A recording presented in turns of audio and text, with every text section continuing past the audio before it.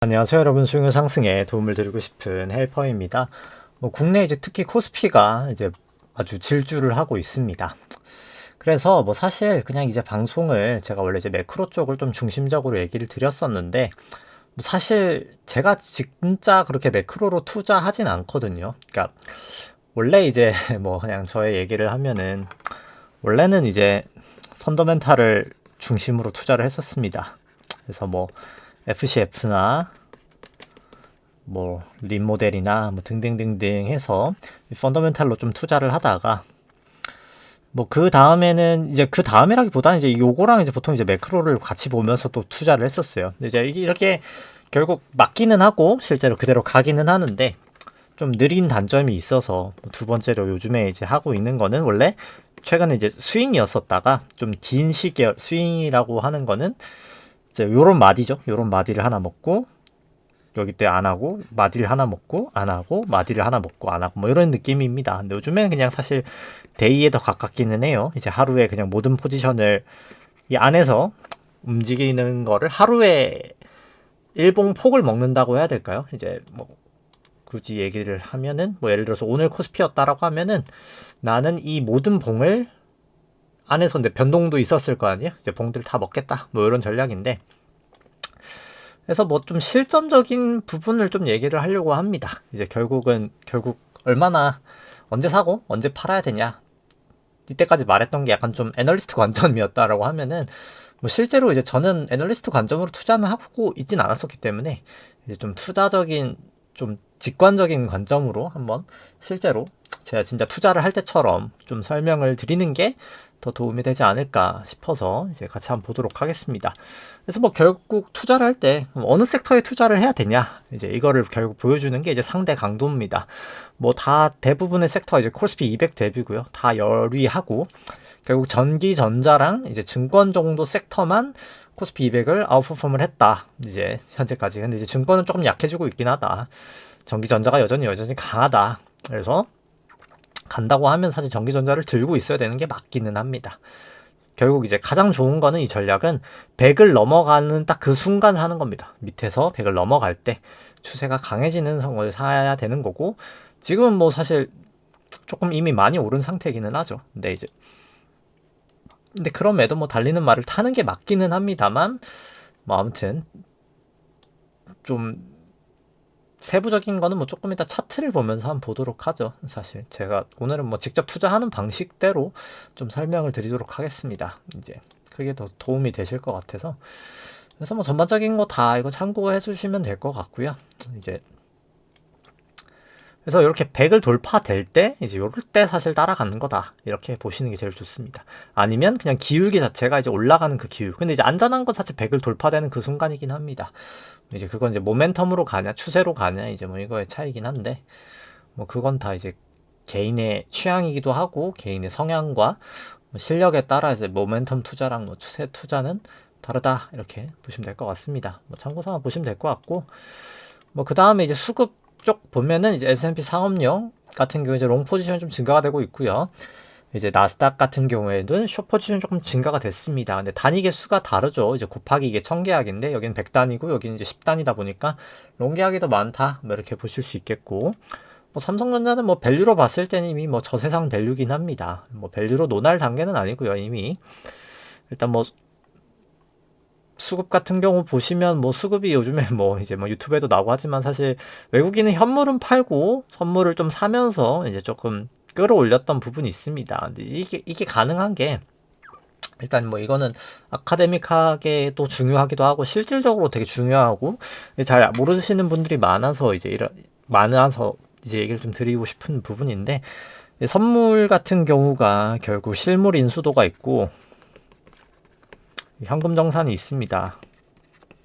만기가 됐을 때, 예를 들어서 미국 같은 경우에는 S&P 500의 그 지수 비중에 만큼 실제로 주식을 줍니다. 근데 우리나라는 그냥 내려갔으면 손해가 나고, 올랐으면 플러스가 되고, 현금만 왔다리 갔다리 합니다. 여기 이제 현물이고 여기 그냥 현금만 줍니다. 왜, 뭔 차이냐, 그러니까 똑같은 거 아니냐라고 할 수 있겠지만 아주 큰 차이가 있습니다. 이런 포지션이라고 생각을 해보죠. 외국인이 선물은 샀습니다. 현물은 팔았어요. 근데 지금 나는 패턴이 이겁니다. 장 초반에 선물을 사서 엄청나게 끌어올립니다. 외국인이. 엄청 강하게 사서. 그래서 오늘 같은 경우에도 한 4% 이렇게 끌어올려요. 근데 장중 움직임을 한번 보시면은 선물을 엄청 사서 끌어올린 다음에 선물을 장중에 팔아버립니다. 그러고 나서 그럼 현물도 같이 팔아요. 이때 이제 선물로 끌어올린 다음에 이제 현물을 같이 왕창 팝니다. 차라리 이건 그래도 장중에라도 사고 팔았으니까 차라리 좀 나은데, 문제가 생기는 거는 이런 겁니다. 선물 같은 경우가 3, 6, 9, 12 이제 두 번째 주 목요일이죠. 제가 뭐 사실 국내 건 안 한 지 좀 오래돼서 아마 맞을 겁니다. 두 번째 주 목요일일 텐데 3월 12일인가 그럴 거예요. 이제 이번 같은 경우에 얼마 안 남았죠. 어떤 현상이 일어나냐, 예를 들어서 외국인이 현물을 마이너스 뭐 100조를 팔았다고 생각하고 선물을 플러스 100조를 샀다고 생각해 봅시다. 미국 같으면 어떻게 될까요? 선물 만기가 지나고 나서 이제 현물은 100조가 그냥 마이너스인 채로 됐겠죠. 근데 선물은 만기가 됐으니까 현물이 100이 또 생기면서 사실 이 사람의 포지션은, 그러니까 현물은 200이었다고 생각해보죠. 들고 있었던 게. 그러면 이 사람의 만기의 포지션은 다시 200이 됩니다. 왜냐면은 판 만큼 산 만큼 딱 되니까 현물이 그냥 그대로 200이 돼버리잖아요. 근데 똑같이 우리나라 같은 현금 정산이라고 생각해보죠. 이렇게 되면은 선물은 사라지죠. 그냥 돈만 받고 현물은 그러면 100이 되는 거죠. 이 사람은 100이 사라지게 됩니다.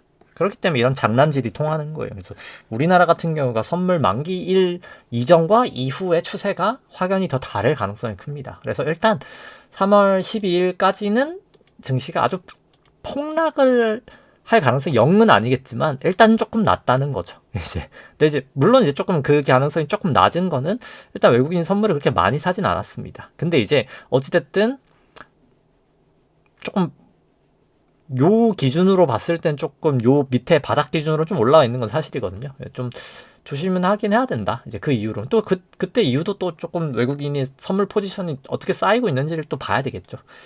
일단 뭐 이런 게 이제 좀 실전적으로 볼 수 있는 패턴이고, 우리나라가 결국은 이제 사실 선진국으로 가려면 저게 실물 인수도로 사실 가기는 해야 됩니다. 보통 근데 사실 잘 몰라요. 이제 미국 선물도 해보고 한국 선물도 해봐야 이게 사실 두 나라 차이가 알지. 우리나라 한 사람들은 다 현금 정산이라고 생각하고 미국 거 하는 사람들은 다 실물 인수도라고 생각하겠죠. 둘 다 해봤어야 사실 알 수 있는 거기 때문에 뭐 금융권에서도 사실 잘 아는 사람이 많지는 않다. 이 부분을 이렇게 볼 수가 있고, 뭐 코스닥 같은 경우도 기관이 뭐 엄청 최근에 많이 매수를 했었고, 근데 이제 그 이후 조금 지지부진하긴 합니다. 수급은. 그렇고 뭐 신용잔고 같은 경우도 보시면은 뭐 32조로 뭐 지난 방송 대비 한 2조 정도 증가가 됐습니다. 그래서 뭐 큰 폭으로 좀 증가가 되었다. 그래서 뭐 사실 전반적인 차트를 뭐 이렇게 풀로 설명하진 않고요. 그냥 이제 트레이딩 뷰로 좀 간단하게 좀 보도록 하겠습니다. 결국은 뭐 제가 요즘에 이제 쓰는 거는 뭐 그러니까 주식을 뭘 봐야 될까? 이제 뭐 이럴 수 있겠죠. 그래서 이제 뭘 봐야 될까? 결국 그냥 가장 간단한 예시가 이제 결국 서울과 부산을 가는 거라고 생각해 봅시다. 이 주식이란 게임이 아주 뭐 정중앙은 아니지만 대전이 있다고 생각해 보죠. 이제 결국 이 기준으로 위쪽에 있으면 서울에 가까운 거고요. 밑쪽에 있으면은 사실 부산에 가까운 겁니다. 그래서 결국 자동차라고 했을 때 우리가 중요한 거는 얘가 지금 어느 추세에 있냐. 이제 서울에 가까워, 부산에 가까워. 그러니까 올라가고 있어, 내려가고 있어. 이 방향성이 일단 1번이고요. 이 방향성의 속도가 2번입니다. 지금 속도가 몇 킬로야? 80km 가고 있어? 70km 가고 있어? 5km야? 아니면 멈춰 있어? 뭐 100km야? 200km야? 300km야? 속도도 중요하고, 세 번째가 이제 가속도입니다. 얘가 뭐 300km라 할지라도 속도가 내려가고 있는 거야? 올라가고 있는 거야? 이제 0km라 하더라도 속도가 아주 가파르게 올라가고 있으면 좋은 거잖아요. 그리고 가속도. 이 세 개가 중요합니다. 결국 우리는 어디로 가고 있냐? 그러니까 올라가고 있냐, 내려가고 있냐, 주식으로 치면. 속도는 결국 내리고 있냐? 그러니까 속도는 얼마나 지금 현재 빨리 달리고 있냐? 가속도는 그 속도가 얼마나 더 빨라지고 있냐? 얼마나 더 많이 느려지고 있냐 이거라는 거죠. 결국 서울하고 부산을 어디로 가냐, 얼마나 빨리 가냐, 얼마나 빨라지고 있냐, 요 세 게임이 주식의 트레이딩이다라고 볼 수 있겠습니다. 그래서 그냥 뭐 저 같은 경우는 이제 제가 그냥 만든 지표입니다. 결국 이 흰색 회색깔 선이 추세의 강도고요. 결국 여기가 0이기 때문에 0이 위에 있으면 강세라고 볼 수 있겠습니다. 이 슬로프라고 하는 이 히스토그램 같은 경우가 결국 얼마나 가속도가 지금 빨리 달리고 있냐라고 볼 수 있겠죠. 근데 이제 이 흰색깔하고 회색깔 선도 사실 기울기가 가파르면 가팔수록 가속도가 높다는 거예요. 뭐 그게 델타라고 1차 미분이죠. 이제 1차 미분 이제 델타라고 볼 수 있겠죠. 이제 가속도의 델타니까 얘는 이제 2차 미분 값이 되겠죠. 이제 그래서 뭐 수학적인 얘기는 이제 생각하지 말고 결국 그냥 속도, 방향, 속도, 가속도 이렇게 보시면 될 것 같습니다. 그럼 코스피 200은 결국 어떻게 됐냐, 이제 과거로 생각해서 한번 보죠. 결국 속도가 이제 여기서 대전을 넘어섭니다. 그러니까 결국 방향성이 여기서부터 대전을 넘어서게 되는 거죠. 근데 가속도도 그 전부터 가속도는 올라가고 있었고 속도는 이미 이때부터 올라가고 있었습니다. 그래서 모멘텀 투자자라면 속도랑 방향, 가속도가 올라갈 때 이때 진입을 할 겁니다. 추세 매매 투자자라면 이미 대전을 넘어가는 이때 진입을 하게 될 겁니다. 그럼 청사는 모멘텀 투자자라면 이제 이게 내려올 때 청산을 할 겁니다. 추세 매매 투자자라면 이제 속도가 추세 매매란 대전 밑으로 내려가는 이제 요 시점에서 매도를 할 겁니다. 근데 이제 모멘텀 투자자는 여기서 다시 진입을 하겠죠. 근데 추세 매매 진입자라면 여기서 진입을 할 겁니다. 그래서 쭉 여기서 뭐 잠깐 매도를 하긴 하지만 모멘텀 투자자는 추세 매매는 가만히 있을 겁니다. 그러고 나서 추세 매매자는 여기서 매도를 할 거고요. 모멘텀 투자자는 여기서 매도를 할 겁니다. 그래서 뭐 장단점은 다 있어요. 이거는 뭐 사실. 근데 이제 뭐 개인적으로 전 둘 다 쓰면 좋다고 생각합니다. 이제 방식에 따라서 추세와 모멘텀. 그래서 뭐 결국 그래서 뭐 지금 어떠냐? 지금은 가속도 올라가고 추세도 올라가고 있는 상황입니다. 아직은 문제는 없다. 그래서 결국 만약에 저라면 이 정도 레벨이 올라왔을 때는 결국 가속도 매매를 하겠죠. 모멘텀 매매를 하겠죠. 이 추세 방향이 꺾이거나 이 가속도가 꺾이면 미련 없이 나갈 겁니다. 이제. 근데 물론 뭐 저는 코스피는 하진 않습니다만 이제 막상 한다고 하면 이제 그렇다라는 거죠. 그래서 이걸 뭐 미국 걸로 나스닥 100으로 살펴본다라고 치면은 나스닥 100 같은 경우에는 결국 가속도는 내려왔었지만 결국 가속도의 그 내려감 수준이 점점 줄어들고 있다. 그러니까 결국 방향성은 올라가고 있는 거죠. 이제 사실 올라가고 있는데 그 내려왔던 부분이 조금씩 내려간다라고 해야 될까요? 그러니까 결국 안 좋았던 방향이 점점 좋아지고 있는 상황이긴 하는 거죠. 추세도 그러니까 추세의 속도죠. 추세의 속도는 위쪽으로 가고 있지만 여전히 추세가 0을 돌파하지는 못했습니다. 그래서 이거는 좀 지켜보긴 해야 되는 거죠. 모멘텀 투자자라면 여기서 들어갈 거고 여기서 매수를 들어갔을 거고 추세 매매라면은 아직 추세는 돌아서지 않았네. 뭐 이렇게 생각을 할 수 있겠습니다. 심플한 거죠. 결국 우리가 봐야 될 거는 결국 방향성, 속도, 가속도 이렇게 세 개만 알면 되는 겁니다. 이제 그래서 뭐 심플하게 제가 그러니까 좀 너무 뭐 사실 매크로 쪽으로 얘기를 많이 했던 것 같아서 그러니까 뭐 제가 뭐 하는 일이 뭐 매크로 쪽이어가지고 뭐 사실 근데 사실 매크로랑 또 투자는 또 별개 얘기긴 하거든요. 이게 근데 뭐 다 장점이 있고 뭐 사실 이게 이게 뭐 쓰는 업종에 따라서 다르긴 한데 이제 우리가 뭐 투자를 한다라고 쳤을 때는 뭐 사실 이렇게 트레이딩 관점이 더 중요하긴 하겠죠. 이제 그래서 뭐 비트코인 같은 경우도 그냥 살펴보면은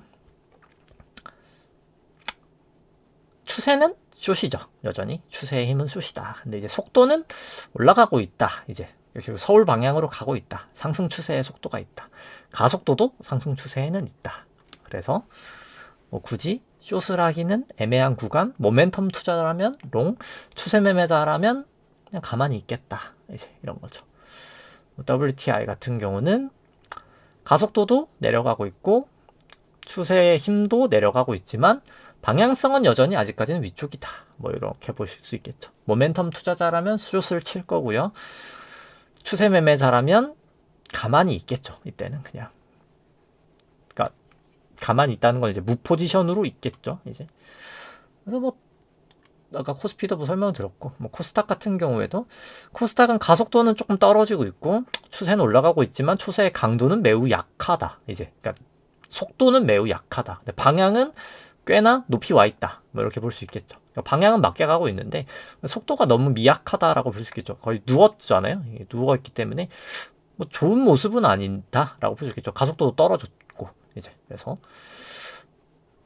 이 속도까지 떨어지면은 이제 완전 안 좋게 되겠죠. 이제 뭐 그렇게 볼 수 있겠습니다. 그래서 뭐 결국 뭐 지표를 간단하게 설명하면 이게 결국 그냥 이격 차이고요. 이제 이게 그냥 뭐 저 같은 경우에는 뭐 초단기로 하기 때문에 이제 10이랑 26 그냥 EMA를 쓰는 건데 이제 걔를 쓰고 뭐 요 가속도는 당연히 그냥 그 이평의 기울기입니다. 기울기 이제 그렇게 보시면 되고 그래서 뭐 심플하게 뭐 그렇게 보시면 된다. 이제 유로스톡스 같은 경우는 가속도 올라가고 뭐 속도 올라가고 방향수 올라가니까 아직까지는 롱이다. 이렇게 심플하게 투자는 보면 됩니다. 이제 뭐 미국채 우리나라 국고채 10년물 같은 경우 가속도 내려가고 뭐 속도 내려가고 방향성도 내려가고 하방 추세입니다. 뭐 심플하죠 결국.